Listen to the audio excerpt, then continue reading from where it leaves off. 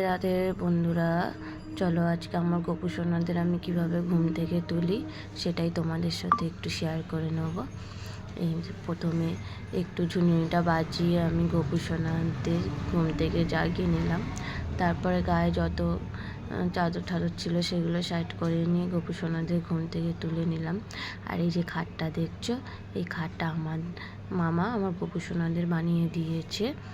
হ্যাঁ, তো তারপরে একটু গা হাত পাগুলো একটু টিপে দিলাম, কেন সারা রাত্রি তো শুয়ে থাকে, তাই হাত পা ব্যথা হয়ে যায়। আমার সকালবেলা ঘুম থেকে উঠে ফার্স্ট কাজ এটাই থাকে, গোপু সোনাদের ঘুম থেকে তুলে মুখ টুক পুচিয়ে একটু সেবা দেওয়া। ঘরের বাচ্চাদের যেইভাবে রাখা হয় আমি ঠিক সেইভাবেই গোপু সোনাদের যত্ন করি।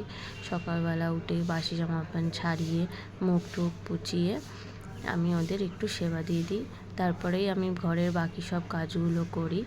তো আজ একটু হাতে সময় ছিল, তাই ভাবলাম তোমাদের সাথে গোপু সোনাদের একটু ঘুম থেকে তোলার ভিডিওগুলো শেয়ার করে নিই।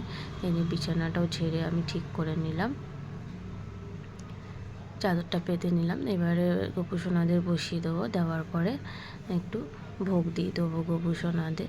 লজেস বিস্কুট যাই হোক সকালবেলাটা দিয়ে দিই, সকালবেলা রাত্রিবেলা দিয়ে দিই। এই যে আমার গোপু সোনারা রেডি, এখানে ভোগ দিয়ে দিলাম। বাই বাই বন্ধুরা।